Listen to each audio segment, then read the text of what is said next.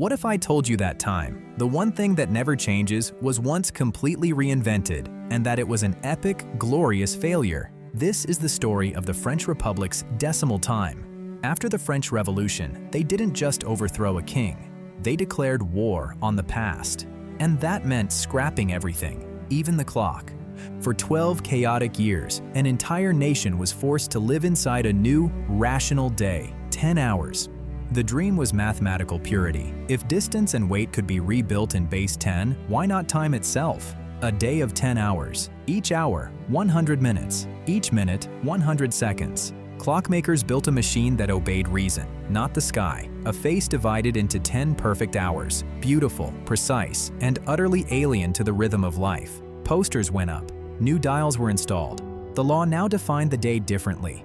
Overnight, an entire population was ordered to live inside a new kind of time. But there was one problem the equations never solved: the human body.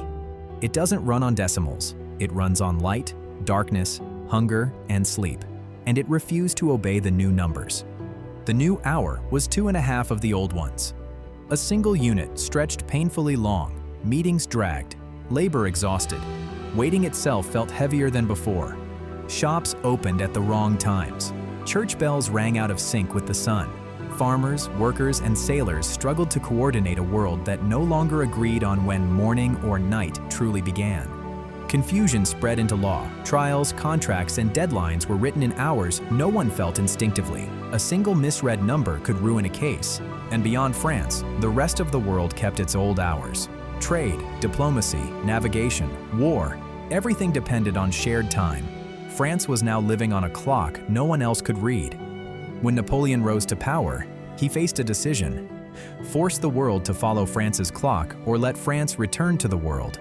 He chose reality over reason. The new time vanished as quickly as it arrived. Clocks were replaced, schedules rewritten. Within a generation, the 10-hour day became a rumor, then a footnote. The 10-hour day was more than a failed reform.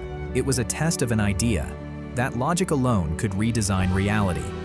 The revolution could change rulers, borders, and laws. It could even change how people counted distance and weight, but it could not command the length of a day. For a moment, humanity believed it could redesign time itself. But the earth kept turning, the sun kept rising, and the old day endured. Not because it was traditional, but because it was tied to the sky. Empires can fall, revolutions can rewrite laws, but the length of a day belongs to the universe, not to us. It leaves us with a question. In every age of bold invention, how do we tell the difference between a brilliant breakthrough and a beautiful mistake?